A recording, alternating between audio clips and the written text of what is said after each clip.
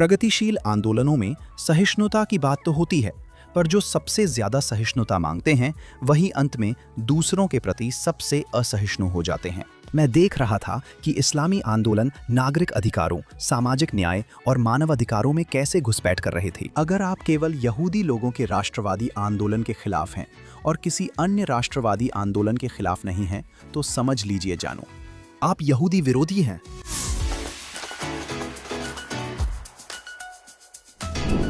मेरे साथ स्टूडियो में युवाल डेविड है, जो कई मायनों में अद्भुत है। वे एक एमी पुरस्कार विजेता पत्रकार, फिल्म निर्माता, अभिनेता है। वे कई गैर लाभकारी संगठनों को सलाह देते हैं। वे एक कार्यकर्ता हैं, इजरायली अमेरिकी हैं और वे LGBTQ समुदाय के लिए एक बड़े समर्थक और कार्यकर्ता भी है। युवाल, स्वागत है। सबसे पहले यहाँ स्टूडियो में आपके साथ बैठना, मेरी मुंह बोली बहन, ये दिव्य है। ये दिव्य है क्योंकि मैं आपकी उस शैली की सराहना करता हूँ जिसमें आप हमेशा इतनी स्पष्टता से संवाद करती हैं। चाहे हम दोनों एस्प्रेसो पी रहे हों या वाइन का गिलास, या यहाँ स्टूडियो में हों, मुझे वो अनुभव करने का मौका मिलता है और मैं चाहता हूँ कि और भी लोग आपकी तरह स्पष्टता से बोलें। बहुत धन्यवाद युवाल। युवाल, क्योंकि आप एक शानदार ब्रॉडकास्टर, मीडिया पर्सन और पत्रकार है, आप भी उसी स्पष्टता से बोलते हैं और आप उन हलकों में भी बोलते हैं जिन्होंने पिछले कुछ सालों में आपको कुछ हद तक नकार दिया है ना? मुझे सिर्फ हाल के वर्षों में ही नहीं, बल्कि हमेशा से उन आंदोलनों ने नकारा है जो खुद को सहिष्णुता और स्वीकार्यता का प्रतीक मानते हैं। और मुझे लगता है कि एक चीज जो हम खासकर प्रगतिशील आंदोलनों के भीतर देखते हैं, वे प्रगतिशील आंदोलन जिन्होंने पूरे LGBT आंदोलन को हथिया लिया है। वे सहिष्णुता की बात करते हैं, लेकिन जो लोग सबसे ज्यादा सहिष्णुता की मांग करते हैं वही अंत में उन सभी के प्रति सबसे असहिष्णु हो जाते हैं जो बिल्कुल उनके जैसे नहीं हैं। और मैं सबसे पहले एक लोकतंत्र कार्यकर्ता हूं। मैं आभारी हूं कि मैं अमेरिका और इजराइल, दो लोकतंत्रों का नागरिक हूं, जहां मुझे शिकायत करने, आलोचना करने, विरोध करने और जिन सरकारों का मैं हिस्सा हूं उन्हें बदलने और सुधारने की कोशिश करने की क्षमता है, ताकि मैं भाग ले सकूं। यह मेरा नागरिक कर्तव्य है ऐसा करना। फिर भी मैं ऐसे लोगों से मिलता हूं जो आलोचनाएं सुनना नहीं चाहते, जो ये नहीं चाहते कि कोई भी पार्टी लाइन के अलावा कुछ और करे, और ये अलोकतांत्रिक है। इवोन, आपको बदलाव कब महसूस होना शुरू हुआ? क्योंकि आप व्यापक LGBTQ और लोकतांत्रिक हलकों में सक्रिय थी। 20 साल से भी ज्यादा समय तक। 20 सालों तक आपने, ये कब शुरू हुआ कि आपको वो पल याद है जब आपने सोचा ह्यूस्टन, हमारे पास समस्या है? वो पल कब था? हमें उस समय ले चलिए। खैर, वो पल जब मैंने डेमोक्रेटिक पार्टी, प्रोग्रेसिव मूवमेंट्स और वामपंथी लिबरल मूवमेंट्स के भीतर समस्या देखनी शुरू की, वो तब था जब मैंने ऐसे लोगों को शामिल होते देखा जिनकी विचारधारा लोकतंत्र के खिलाफ थी, समावेश के खिलाफ थी। और सच कहूं तो, अगर मैं बहुत स्पष्ट रूप से कहूं, तो इस्लामिस्ट मूवमेंट्स ने सोशल जस्टिस स्पेस में घुसपैठ करना शुरू किया। सोशल जस्टिस स्पेस में इस्लामोफोबिया शब्द का इस्तेमाल और इसे हर बार जोड़ना जब भी लोग यहूदी विरोधी भावना या होमोफोबिया के बारे में बात करते थे। 2016 में मैंने उन लोगों के बीच एक नारा सुनना शुरू किया जो नारेबाजी करते हैं, जहां वे कहते थे, क्वियर अधिकार फिलिस्तीनी अधिकार हैं और फिलिस्तीनी अधिकार क्वियर अधिकार हैं। सबने सोचा, वाह, ये अच्छा है, क्योंकि उन्होंने हिलरी क्लिंटन का भाषण लिया। महिलाओं के अधिकार भी मानव अधिकार हैं। उन्होंने इसे ऐसा बनाया कि लोग आसानी से समझ और याद रख सकें। और मैं कहता, नहीं, ये गलत नहीं है, माफ कीजिए, मैं कहता, ये सही नहीं है। और लोग कहते, लगता है कि आप बहुत इस्लामोफोबिक हैं। मैंने कहा, मैं इस्लामोफोबिक नहीं हूं। मुझे इस्लाम का कोई फोबिया या तर्कहीन डर नहीं है, लेकिन मुझे इस्लामिस्टों और जिहादियों से डर जरूर है। मुझे कट्टरपंथियों से डर जरूर है। और होमोफोबिया इस्लामोफोबिया से बहुत बहुत अलग है। समलैंगिकों के प्रति लोगों की नाराजगी उन जिहादियों के प्रति लोगों की नाराजगी से बहुत अलग है जो उन्हें मारना चाहते हैं। बिल्कुल सही। और कैफिये पूरे LGBT आंदोलन में दिखने लगे थे, और मैं लोगों को कैफियस पहनकर घूमते हुए देखता था, उन्हें दूसरों की गर्दन में डालते हुए, जैसे लोग मुफ्त मग या आईफोन केस या जो भी आप किसी सम्मेलन में पाते हैं, वैसे ही वे कैफियस बांट रहे थे। और कह रहे थे कि ये कैफिए हर तरह के उत्पीड़न के खिलाफ प्रतिरोध का प्रतीक है। और मैं कहता नहीं, कैफिए का मतलब वो नहीं है। मुझे अच्छी तरह पता है कि कैफिए का क्या मतलब है। सिर्फ इसलिए नहीं कि मैं एक इजरायली नागरिक भी हूँ, सिर्फ इसलिए नहीं कि मैं आतंकवादी हमलों से बचा हूँ जब मेरे पास के लोग नहीं बच पाए, बल्कि इसलिए भी क्योंकि मैं खबरों पर ध्यान देता हूँ। मैं पढ़ा लिखा भी हूँ, मैं भू राजनीति पर ध्यान देता हूँ। मैं देख रहा था कि इस्लामी आंदोलन नागरिक अधिकार, सामाजिक न्याय और मानवाधिकार क्षेत्रों में घुसपैठ कर रहे थे, जैसा उन्होंने पहले भी किया है। तो 2016 इसका छोटा जवाब है। मैंने आपको लंबा जवाब दिया। लेकिन मुझे आपको ये सवाल पूछने दीजिए, क्या आपको लगा कि ये स्वाभाविक था या आपको लगा कि ये जानबूझकर किया गया था? क्योंकि अब हम ये जान रहे हैं 2016 तो 10 साल पहले की बात है कि एक लगातार जानबूझकर अच्छी तरह से फंडेड अभियान चलाया गया है जो बहुत ही संदिग्ध लोगों द्वारा कतर से लेकर चीन और रूस तक घुसपैठ करने के लिए चलाया गया है। ये वास्तव में एक एजेंडा है। मैं पूछ रही हूँ 10 साल पहले क्या आपको लगा कुछ हो रहा है या बस सोचा कि ये नहीं जानते किस बारे में बात कर रहे हैं? जब पूछा गया कि क्या यह एक स्वाभाविक विकास था या कोई जानबूझकर बनाई गई योजना थी, तो इसमें बिल्कुल कुछ चल रहा था। अच्छी तरह से फंडेड एजेंडा था। जवाब है हाँ, क्योंकि कतर, ईरान का इस्लामी गणराज्य, तुर्की, चीन, रूस द्वारा अच्छी तरह से फंडेड एजेंडा ने इसे एक स्वाभाविक विकास जैसा बना दिया। उन्होंने इसे ऐसा दिखाया जैसे ये लोगों का आंदोलन है, जहां लोग बदलाव लाने और उस व्यवस्था को ध्वस्त कर देने के लिए उठ खड़े हो रहे हैं जो उन्हें दबाता है। क्या आपने 2016 में ये देखा था? आपने देखा तो ये समझ आपको कहाँ से आई? इतने लोग जमीनी आंदोलनों में नहीं आ सकते थे और इतनी फंडिंग मिलना भी मुश्किल था। जब मैं एलजीबीटी आंदोलन में एक बहुत ही सक्रिय व्यक्ति था, तब वहां ऐसे लोग थे जो सच में जमीनी स्तर के थे, जिनके पास मुश्किल से 2 पैसे भी नहीं थे, लेकिन वे फिर भी उठ खड़े हो रहे थे, जमीन पर डटे हुए। जो कर सकते थे वो कर रहे थे क्योंकि उनकी नीयत सही थी। और फिर जब लोग कैफिए के डिब्बों, पहले से छपे हुए पोस्टरों और तरह तरह की चीजों के साथ आते थे, तो ऐसा लगता था कि साफ है, कोई ना कोई इसके लिए पैसे दे रहा है। कोई ना कोई इसके लिए पैसे दे रहा है। तो मैं ये देखता था और इसे पहचान लेता था। और मेरा मानना है कि हर किसी के लिए इस मेज पर जगह है, लेकिन मैं ये नहीं मानता कि किसी को वहां जगह मिलनी चाहिए अगर वो मेज पर बैठे किसी और को मारना चाहता है, उन्हें चुप कराना चाहता है, मिटाना चाहता है, खत्म करना चाहता है या सेंसर करना चाहता है। मैं हमेशा यही कहता था और मैं देखता था कि कुछ लोग मेज पर बैठने आ रहे हैं जो महिलाओं के अधिकारों के खिलाफ हैं, लेकिन कह रहे हैं कि वे एलजीबीटी आंदोलन का हिस्सा हैं। मैंने कहा, आप एलजीबीटीक्यू आंदोलन का हिस्सा कैसे हो सकते हैं जब आप उन इस्लामवादी शरिया आधारित देशों का समर्थन करते हैं जो महिलाओं और एलजीबीटी अधिकार छीनते हैं। मैं इस पाखंड को उजागर करता रहा। लोग कहते थे हमें विविधता चाहिए।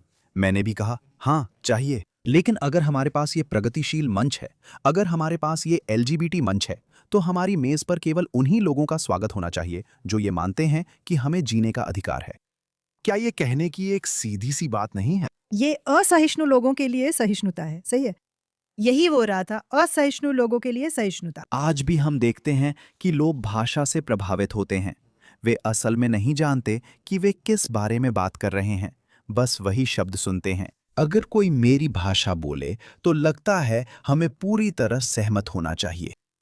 वे उपयोगी मूर्ख हैं जो नारेबाजी से आसानी से प्रभावित होकर वही मान लेते हैं जो कोई कहता है, अगर वो उनकी भाषा बोले। लेकिन मेरी चुनौती यही है, मैं अब उन्हें उपयोगी मूर्ख नहीं कह सकता। किसी इंसान को कितना मूर्ख होना चाहिए कि वो उन लोगों का समर्थन करे जो ऐसे आंदोलनों का समर्थन करते हैं जो उसे ही खत्म कर देंगे। हाँ, मुझे समझ नहीं आ रहा है। आत्मघाती सहानुभूति। आत्मघाती सहानुभूति, या फिर क्या उनके भीतर किसी तरह की बुराई जाग उठी है? और जानते हो क्या, सभी लोगों के मानवाधिकारों के लिए सक्रिय होने से पहले मैं अपने लोगों के लिए भी सक्रिय हूं। जानते हो यहूदी धर्म हमें क्या सिखाता है? वेहवता लेरेयाचा कामोचा, अपने पड़ोसी से वैसे ही प्रेम करो जैसे तुम खुद से करते हो। तुम्हें खुद से प्यार करना चाहिए। मुझे खुद से प्यार करना है और मैं किसी और से खुद से ज्यादा प्यार नहीं करूंगा। बिल्कुल सही। मेरा मतलब है, अरे क्या मुझे हिलेल का भाषण देना पड़ेगा? आई एन अनिली मीली उक्षे अनिलेत्स्मी माँ अनी व इमलो अक्षव एमताई। अगर मैं खुद के लिए नहीं हूं तो कौन मेरे लिए होगा? अगर मैं सिर्फ अपने लिए हूं तो मैं क्या हूं? और अगर अब नहीं तो कब? इसका मतलब ये नहीं कि मैं खुद परिवार, लोगों, दोस्तों या समुदाय का ध्यान रखना छोड़ दूं। मुझे ये सब साथ करना चाहिए। एक अमेरिकी यहूदी के रूप में मुझे दुख है कि कई यहूदी समुदायें तिक्कुन ओलाम को बाकी तिक्कुनों से ज़्यादा महत्व देती हैं, जबकि दुनिया को सुधारने के लिए और भी कई चीज़ें ज़रूरी हैं। आत्मघाती सहानुभूति का अर्थ है सिर्फ दूसरों में घुलने के लिए हमारे खिलाफ कथाओं को अपनाना। क्या आप जानते हैं यूरोप और अरब में घुलने मिलने की कोशिश करने वाले यहूदियों का अतीत में क्या हुआ? हाँ, उन्हें मार दिया गया, उनका बलात्कार किया गया, उनकी हत्या कर दी गई, ठीक वैसे ही जैसे उन बाकी यहूदियों के साथ हुआ जो अपनी पहचान बनाए रखने की कोशिश कर रहे थे। युवाल, मुझे खुशी है कि आप स्टूडियो में हैं, क्योंकि पिछले हफ्ते कई ऐसी बातें हुई जिन पर आप टिप्पणी कर सकती हैं।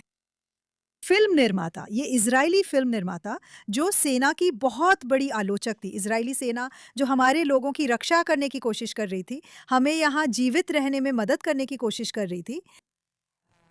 उनका नाम क्या है? कुछ लापिड, युवाल, कुछ कुछ लापिड। वो फिल्म निर्माता थे और बर्लिन फिल्म फेस्टिवल से बाहर कर दिए गए। अब ये सारे टिक्कुन ओलाम और एक यहूदी के तौर पर बोलने वाले जो 7 अक्टूबर से इजराइल के खिलाफ थे, अब हॉलोकॉस्ट के बाद सबसे बड़े नरसंहार के बाद उसकी मदद के लिए आ रहे हैं। क्या ऐसा कोई क्षण नहीं आता जब ये लोग जागते हैं और सोचते हैं, ओह, शायद ये इजरायली सरकार की वजह से नहीं है, शायद ये इसलिए है क्योंकि मैं एक यहूदी हूँ। लोग कब जागते हैं युवाल, या शायद वे कभी नहीं जागते? मुझे लगता है वे तभी जागते हैं जब लोग सीधे उन्हीं को निशाना बनाते हैं। लेकिन वे तो अभी-अभी आ ही गए थे। हाँ, शायद उन्हें बार बार जागना होगा क्योंकि वे जिस विचारधारा को अपना रहे हैं उससे अंधे हो गए हैं। एंटी जायोनिज्म और एंटी इजराइल यहूदी विरोध का एक मुखौटा है। मुझे तो एंटी सेम कहना भी पसंद नहीं है। आप सही कह रहे हैं, कोई इसे समझता ही नहीं है। कोई इसे समझता ही नहीं है और हमें आम भाषा का इस्तेमाल करना चाहिए। हाँ, यहूदी द्वेष। यहूदियों के प्रति घृणा, और स्पष्ट कहें, इजराइल सबसे बड़ा यहूदी है। हाँ, इजराइल वो यहूदी है जिसे लोग बहुत अमीर होने के लिए, बहुत अलग होने के लिए, ज़्यादा घुलने मिलने के लिए या बहुत ज़्यादा घुल मिल जाने के लिए दोषी ठहराते हैं। आप जानते हैं यही बात है, या फिर बहुत ज़्यादा सफल होने के लिए भी। ये सारी वही बातें हैं जिनके लिए यहूदियों को इतिहास भर दोषी ठहराया गया है। यहूदियों को बहुत गरीब होने के लिए दोषी ठहराया गया है, उन्हें बहुत अमीर होने के लिए भी दोषी ठहराया गया है, उन्हें समाज का हिस्सा बनने और समाज में घुलने मिलने की कोशिश करने के लिए दोषी ठहराया गया है, उन्हें समाज से अलग रहने के लिए भी दोषी ठहराया गया है, उन्हें बहुत ज़्यादा पढ़ा लिखा और बहुत ज़्यादा जानकार होने के लिए भी दोषी ठहराया गया है, उन्हें हमेशा दोषी ठहराया गया। अब इजराइल को दोष देने के लिए नंबर 1 यहूदी बना दिया गया है। तो जब लोग कहते हैं कि नहीं, एंटी जायनिज्म यहूदी विरोधी या यहूदी विरोधी नहीं है, तो मैं अक्सर एक बात रखता हूं और मैं कहता हूं, ठीक है, चलिए इसे विस्तार से समझते हैं। अगर आप कहते हैं कि एंटी जायोनिज्म यहूदी विरोधी नहीं है, तो आप हर राष्ट्रीय आंदोलन के खिलाफ हैं। अगर आप जापान के राष्ट्रीय आंदोलन के खिलाफ हैं, तो जान लें कि जापानी अपने राष्ट्रवाद, संस्कृति और परंपराओं को गर्व से बनाए रखते हैं। अगर आप उनके और यहूदियों के राष्ट्रवाद दोनों के खिलाफ हैं, तो ठीक है। अगर आप संयुक्त राज्य अमेरिका के मूल निवासियों के खिलाफ हैं, जो अपनी राष्ट्रीयता बनाए हुए हैं, और आप मूल अमेरिकी राष्ट्रवाद के खिलाफ हैं और यहूदियों के राष्ट्रवाद के भी खिलाफ हैं, तो ठीक है, एंटी जायोनिज्म, एंटी सेमिटिज्म नहीं। लेकिन अगर आप सिर्फ यहूदी लोगों के राष्ट्रवादी आंदोलन के खिलाफ हैं और किसी और राष्ट्रवादी आंदोलन के खिलाफ नहीं हैं, तो सोचिए क्या, जानो, आप यहूदी विरोधी हैं। हाँ, मैं सहमत हूँ कि सियोनवाद हमारे पूर्वजों की भूमि में यहूदियों की आत्मनिर्णय की भावना है। अगर आप हर बात में विश्वास करते हैं, सुनकर लगता है आपने ये बात 1000 बार कही है। अगर आप सिर्फ दूसरों के लिए आत्मनिर्णय में विश्वास करते हैं, यहूदियों के लिए नहीं, तो आप यहूदी विरोधी हैं।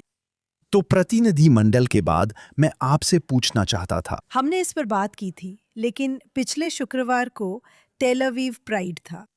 मैं पिछले हफ्ते यरूशलेम वाले में शामिल थी, लेकिन आप एक प्रतिनिधि मंडल के साथ आए थे। आपने एक तरह से प्रतिनिधि मंडल का नेतृत्व किया था, है ना? दुनिया भर के लोगों का, सिर्फ LGBTQ नहीं, बल्कि सहयोगी और उस क्षेत्र में काम करने वाले लोग भी थे। वो अनुभव कैसा था? और आपने इन लोगों ने, जिनमें से कई बल्कि ज्यादातर पहली बार इजराइल आए थे, वो अनुभव कैसा था? और ये लोग, जिनमें से कई बल्कि ज्यादातर पहली बार इजराइल आए थे, पहली बार, इस अनुभव के बारे में बताइए। आपने उनकी नजरों से क्या देखा? ये एक प्रतिनिधि मंडल था जिसे विदेश मंत्रालय ने आयोजित किया था। जिसमें दुनिया भर के एलजीबीटी नेताओं को इजराइल का अनुभव करने के लिए एक साथ लाया गया था। मुझे प्रतिनिधिमंडल में शामिल होने का सम्मान मिला और ये कहना जरूरी है कि मैंने इसका नेतृत्व नहीं किया था। और ख़ास बात ये थी कि किसी ने हमें ये महसूस नहीं कराया कि वे इसका नेतृत्व कर रहे हैं। हम यहाँ एक साथ बातचीत करने, एक दूसरे को सुनने, एक दूसरे से बात करने के लिए थे, और यह एक तरफा बोलने या किसी को सुनाने के लिए नहीं, बल्कि एक दूसरे से बात करने के लिए था।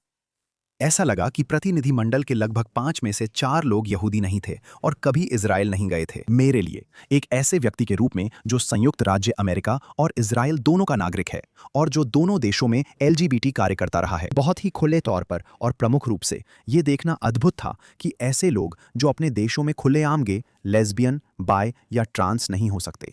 और इन सभी एलजीबीटी लोगों को देखना, उनकी आंखों में आंसू देखना, मैं भावुक हूं क्योंकि मुझे उनका नजरिया समझने का मौका मिला जब उन्होंने 2 गे पिता को बच्चों के साथ और एक लेस्बियन जोड़े को बेटियों के साथ समुद्र तट पर देखा, जिनसे वे या उनके बच्चे बात कर पाएं। हे भगवान, इस लेस्बियन जोड़े के 6 बच्चे थे। वे फलों, फूलों और बढ़ों वाली बात किसी से बेहतर निभा रहे थे। देखना कि वे कितने भावुक हो गए थे। उन्होंने बताया कि जब वे इजराइल में अलग अलग चीजों की शिकायत कर रहे इजरायलियों से मिले, जैसे हमारे सफर में कैमरून से आए लोग या भारत से आए लोग या रवांडा से आए लोग कह रहे थे, ये इजरायली एलजीबीटी लोग इतनी शिकायतें क्यों कर रहे हैं? हमारे देशों में हमें जेल, परिवार से निकालना, बच्चे न होना या प्राइड झंडा न देख पाना जैसी दिक्कतें झेलनी पड़ती हैं। और इसने मुझे एहसास दिलाया कि एक संयुक्त राज्य अमेरिका और इजराइल के नागरिक के तौर पर मैं कितना विशेषाधिकार प्राप्त हूं, जहां मैं सड़कों पर चल सकता हूं अपने पति के साथ, जहां मैं कैपिटल हिल या नेसेट के गलियारों में एलजीबीटी अधिकारों के लिए आवाज उठा सकता हूं। और मैं इस बात पर भी ध्यान देता हूं कि मेरी पूरी जिंदगी में मेरी वकालत सिर्फ विरोध तक सीमित नहीं रही है, ये भागीदारी के बारे में रही है। इजराइल में एलजीबीटी आंदोलन ने मुझे और दुनिया भर के लोगों को हमेशा प्रेरित किया है। लोग सक्रिय इसलिए होते हैं ताकि वे भाग ले सकें, अलग तरीके से नहीं, बल्कि बिल्कुल वैसे ही व्यवहार किया जाए जैसे दूसरों के साथ किया जाता है। दुनिया भर में एलजीबीटी आंदोलन जिन मुद्दों में बदलने लगा है, उनमें से एक है खुद को किसी तरह के यूनिकॉर्न या कुछ अलग मानना। और असल में बात ये नहीं है। बहुत समय पहले जब मैंने एलजीबीटी एक्टिविज्म शुरू किया था, तो वो यही नहीं था। वो अधिकारों के लिए था, ताकि हम वही कर सकें जो बाकी सब करते हैं। बाकी सब, हाँ, सामान्यीकरण की प्रक्रिया। और उन लोगों के साथ रहना जो अपने ही देश में कानूनी रूप से सामान्य नहीं हो सकते, और उन लोगों के साथ होना जो पहली बार प्राइड में मार्च कर रहे थे, जिन्होंने कभी प्राइड देखा ही नहीं था, क्योंकि वहां ये गैर कानूनी है। ये बहुत शानदार था। और तेल अवीव में प्राइड मार्च के दौरान मैं एक यहूदी प्राइड झंडा और एक अमेरिकी झंडा लेकर चला, जो मेरे लिए बहुत महत्वपूर्ण था। और हर कुछ कदम पर लोग मेरे पास आते थे और मुझे रोकते थे, या तो इसलिए क्योंकि वे इस बात की सराहना करते थे कि मैं यहूदी प्राइड झंडा और अमेरिकी झंडा लेकर वहां था, और वहां आने के लिए मुझे धन्यवाद देते थे, और क्योंकि उनमें से कई मुझे मेरे उस काम के लिए पहचानते थे जो मैं संयुक्त राज्य अमेरिका और इजराइल में करता हूं। मेरे प्रतिनिधि मंडल के लोग पूछ रहे थे, क्या तुम सेलिब्रिटी हो? मैंने कहा, नहीं, मैं सिर्फ एक कार्यकर्ता हूं जो दूसरों को प्रेरित करना चाहता है कि वे भी मेरे जैसे काम करें, बल्कि मुझसे बेहतर करें। वे इस बात से बहुत प्रभावित थे कि मैं जिन मुद्दों पर काम करता हूं, उनमें सक्रिय रह पाता हूं। और जब वे इस देश से जा रहे थे, तो उनकी आंखों में आंसू थे, सोच रहे थे कि वे भी ऐसा कैसे कर सकते हैं। ये वाकई अद्भुत था। मुझे लगता है ये अद्भुत है। मुझे लगता है हम चीज़ों को हल्के में लेते हैं। तुम करते हो। जैसे तुम जानती हो, हम चीज़ों को बहुत हल्के में ले लेते हैं। हम इसे बहुत हल्के में ले लेते हैं कि हम एक आज़ाद समाज में रहते हैं जहाँ LGBTQ समुदाय, लेकिन साथ ही मैं एक नारीवादी के रूप में, या कोई और भी जो चाहे वो कह सकता है, जब तक कि आप हिंसा या नफरत को भड़काने का काम नहीं कर रहे हैं। तुम जो चाहो कह सकती हो। नक्शे पर देखो तो हम आज़ादियों के इस टापू पर रहते हैं। चारों ओर ऐसे देश हैं जहां आप आज़ाद नहीं हो सकते। सामान्य देशों में भी पूरी आज़ादी नहीं है। ये हैरान करने वाली बात है, और मुझे खुशी है कि विदेश मंत्रालय ने ये कर दिखाया, इन लोगों को यहाँ इजराइल लाने में कामयाब रहा, ताकि वे यहाँ के लोगों, यहाँ की पहचान के इस अद्भुत संगम को समझ सके। मुझे खुशी है कि ऐसा हुआ। उन्हें और हमें मिलने का मौका मिला, क्योंकि मैं भी प्रतिभागी था। हमने इजरायली यहूदी, अरब मुस्लिम, ईसाई, ड्रूज, बहाई, पूरी तरह से धर्मनिरपेक्ष और नास्तिक लोगों से मुलाकात की। हमने ऐसे लोगों से भी मुलाकात की जो सरकार के कई पहलुओं का कड़ा विरोध करते हैं। ये बहुत दिलचस्प था। हाँ, मैं इन लोगों से सहमत हूं या नहीं? मुद्दा ये नहीं है, बात ये नहीं थी, हम किसी को यूं खारिज नहीं करते। हम किसी को रद्द नहीं करते। अभिव्यक्ति की स्वतंत्रता और लोकतंत्र में स्वतंत्रता ही इस देश की पहचान है। यही इजराइल की पहचान है और यही बात इसे बहुत खास बनाती है। असल में सरकार की शिकायत करने वालों पर हमारे प्रतिनिधिमंडल ने सवाल किया कि वे शिकायत क्यों कर रहे हैं। सड़क किनारे प्राइड झंडों का खर्च कौन देता है? सरकार, नगर परिषदें, एलजीबीटी और ट्रांस संगठनों व उनकी इमारतों का खर्च कौन उठाता है? सरकार। पता है, यहाँ तक कि संयुक्त राज्य अमेरिका में भी जिन ज्यादातर एलजीबीटी संगठनों से मैं पिछले 20 वर्षों से जुड़ा हूँ, वे फलने फूलने के लिए निजी फंडिंग और दान पर निर्भर करते हैं। इजराइल में हर संगठन सरकार पर निर्भर करता है, टैक्स देने वालों के पैसे पर निर्भर करता है, क्योंकि उनका मानना है कि अगर हम टैक्स देते हैं, अगर हम सेना में भर्ती होते हैं, अगर हम समाज का हिस्सा हैं, हम भी उसी फंडिंग के हकदार हैं जैसी सबको मिलती है। इसका मतलब ये नहीं कि उनके पास काफ़ी फंडिंग है, क्योंकि ज़्यादातर संगठनों को और फंडिंग चाहिए, लेकिन ये एक भ्रम है। चाहे वो इंफ्रास्ट्रक्चर हो, बिल्डिंग हो, मेरा मतलब है यरूशलेम के सिटी हॉल में भी हम यही करते थे और टेल अवीव में तो और भी ज्यादा। तो युवाल, अब आगे आपके लिए क्या है? क्योंकि आप तो हर जगह रहे हैं, आप सोशल मीडिया पर हैं, आप अपने मुद्दों के लिए इतनी शानदार आवाज उठाती हैं, आप एक स्पीकर हैं, आप दुनिया भर में घूमती हैं, आप फिल्म मेकर और पत्रकार भी हैं। आपको अपने करियर, सक्रियता आदि का अगला चरण किस दिशा में जाता दिखता है? लोग मुझसे राजनीति में मेरे सफर के बारे में बात करते हैं, जो बहुत दिलचस्प है। मैंने हमेशा मनोरंजन, मीडिया और वकालत के क्षेत्र में अपने करियर और प्रयासों को संतुलित और संभाला है। हाँ, मुझे अभिनय और फिल्म निर्माण में शानदार अनुभव और पुरस्कार मिले हैं और ऐसे टीवी शो किए हैं जो आज भी देखे जाते हैं। Fox News Max, News Nation, JNS जैसे चैनलों पर समाचार टिप्पणीकार के रूप में मेरा काम शानदार रहा है और मेरे लेख प्रकाशित हुए हैं। हालांकि मेरी सामाजिक राजनीतिक वकालत ने ही वास्तव में सब कुछ आकार दिया है।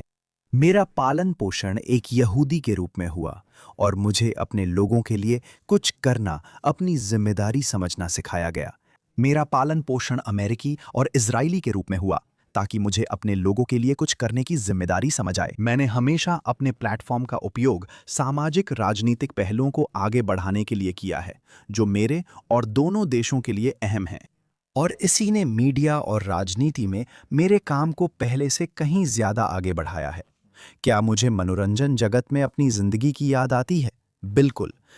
क्या मुझे लगता है कि राजनीति और मीडिया में मेरा प्रभाव कहीं ज्यादा है? हाँ, क्योंकि हम युद्ध की स्थिति में हैं। हम कई मोर्चों पर युद्ध की स्थिति में हैं, न सिर्फ उन 7 मोर्चों पर जिनसे इजराइल निपट रहा है और जिनमें लगातार नए मोर्चे जुड़ते जा रहे हैं, बल्कि यह सभ्यता के लिए एक वैश्विक युद्ध है। मुझे ये प्रभाव पाकर गर्व और सम्मान महसूस होता है कि मुझे दुनिया भर में वक्ता के रूप में बुलाया जाता है, ताकि मैं लोगों को और सक्रिय रूप से वकालत करने के लिए प्रेरित कर सकूं। मैं आकर यह नहीं कहता कि मैं यहाँ एक विशेषज्ञ के रूप में हूँ। मैं बाद में सवाल जवाब का सत्र भी नहीं रखता। मैं इन्हें समुदाय वार्ता और प्रतिक्रिया सत्र कहता हूँ, ताकि समुदाय मिलकर काम करे और मैं सबकी सुन सकूं। मैं भी आम लोगों की तरह ही हूँ, जैसे हमारे रब्बी भी हमसे ज्यादा पवित्र या हशेम के करीब नहीं हैं। वे हमारे शिक्षक हैं, लेकिन आप जानते हैं कि हम अपने शिक्षकों के साथ क्या करते हैं? हम उनसे सवाल करते हैं। हाँ, यही यहूदी विचारधारा और टिप्पणी का असली मकसद है। मेरे लिए आगे क्या है? मीडिया और राजनीति में चीजें दिलचस्प तरीकों से बढ़ रही हैं। आगे और भी बहुत कुछ है जो मैं जल्द ही साझा कर पाऊंगा, लेकिन आप जानते हैं, मेरा नया पॉडकास्ट है कॉमन ग्राउंड, जो बहुत ही रोमांचक है, शानदार। मैं संयुक्त राज्य अमेरिका में कुछ महत्वपूर्ण राजनीतिक संगठनों को सलाह दे रहा हूं और देखते हैं यह कहां तक जाता है। खैर, हम इंतज़ार नहीं कर सकते कि आप आगे क्या करेंगे युवाल, क्योंकि जैसा कि हमने शुरुआत में ही कहा था, बहुत कम लोग हैं जिनकी आवाज़ इतनी स्पष्ट है और वे बेहद प्रभावशाली भी हैं और साथ ही बहुत असहज विषयों पर भी बात करते हैं। मुझे लगता है कि इस समय हमारी एक समस्या यह है कि हम सभी सिर्फ अपने अपने छोटे छोटे दायरे में ही बात करते हैं। हर कोई अलग थलग है। आप दूसरों के दायरे में जाकर उन्हें चुनौती देते हैं और असहज करते हैं। यही तो प्रक्रिया का हिस्सा है ना? देखिए, आप समझते हैं, आप इसे समझते हैं क्योंकि आप भी यही करते हैं। आपको असल में चुनौती पसंद है। और मुझे लगता है कि शायद यही वजह है कि मुझे नहीं पता हम एक दूसरे को कितने सालों से जानते हैं, लेकिन एक पल में ही मैंने आपको देखा, आपको पहचाना, आपके आसपास मुझे खुलकर सांस लेने जैसा महसूस हो रहा था, क्योंकि आप चुनौती को अपनाते हैं, बिल्कुल। और चुनौती के साथ बदलाव आता है। और अगर आप नहीं कर सकते, अगर कोई व्यक्ति चुनौती स्वीकार नहीं कर सकता, तो वह अपनी राय को कैसे मजबूत करेगा? बिल्कुल सही। हम, आप और मैं, मूल्यों पर आधारित वकालत और सक्रियता का अभ्यास करते हैं, विचारधारा पर आधारित सक्रियता नहीं। ये मूल्यों के बारे में है। वे कौन से मूल्य हैं जो सिर्फ हमारे लिए नहीं बल्कि दूसरों के लिए भी महत्वपूर्ण हैं? ये ऐसी चीज है जो होना बहुत जरूरी है। मैं साहसिक खेलों का शौकीन हूं और चुनौतियां पसंद करता हूं। मुझे टीम खेल देखना पसंद नहीं है, जहां लोग एक गेंद के पीछे भागते हैं और एक सीमित मैदान में एक दूसरे का पीछा करते हैं। मुझे स्कीइंग बहुत पसंद है। सर्दी मेरा पसंदीदा मौसम है। गर्मी मुझे बिल्कुल पसंद नहीं है। माफ कीजिए आप सभी से। तो आप साहसिक खेलों के शौकीन हैं। मुझे यह पसंद है, अब क्या करूं? उदाहरण के लिए, स्की करते समय मैं पहाड़ के सबसे ऊंचे और चुनौतीपूर्ण हिस्सों तक जाता हूं और ढलान पर स्की करने के लिए खुद को झोंक देता हूं। आगे बढ़ने के लिए मुझे जितना आगे झुक सकता हूं, उतना आगे झुकना पड़ता है। और जब मैं कोई चट्टान देखता हूं या कोई पेड़ देखता हूं या कोई खाई देखता हूं, तो मैं ये नहीं सोचता कि वहां चट्टान है, वहां पेड़ है, वहां खाई है। मैं सोचता हूं यही आगे बढ़ने का रास्ता है। यही आगे बढ़ने का रास्ता है। यही आगे बढ़ने का रास्ता है। चुनौतियों को पहचानना और आगे कैसे बढ़ना है, यह समझना। मेरी खेल की सोच मेरी जीवन की सोच के साथ मेल खाती है। चुनौतियां मुझे नहीं रोक सकती। मैं लगातार आगे बढ़ता हूं और यही मैं चाहता हूं कि दुनिया भर में और अधिक यहूदी और अधिक सियोनवादी और वो जो शांत बहुमत है, वे भी इसमें शामिल हों। चुनौतियां मौजूद हैं। जिंदगी एकदम परियों की कहानी जैसी नहीं होती, ना ही सब कुछ आसान होता है। जिंदगी में चुनौतियां होती हैं, उन्हें पहचानो। कठिनाइयां आती हैं। जब आप कठिनाइयों को पार करते हैं तो आगे बढ़ पाते हैं।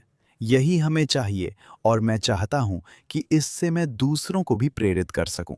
आमीन। वाह, ये तो बहुत सुंदर उपमा है। मैं आपको पहाड़ से स्की करते हुए, उन पेड़ों के बीच से निकलते हुए पहले ही अपनी कल्पना में देख सकती हूँ। युवाल, यहाँ आने के लिए धन्यवाद। जो आप करते हैं उसमें नेतृत्व करने के लिए धन्यवाद।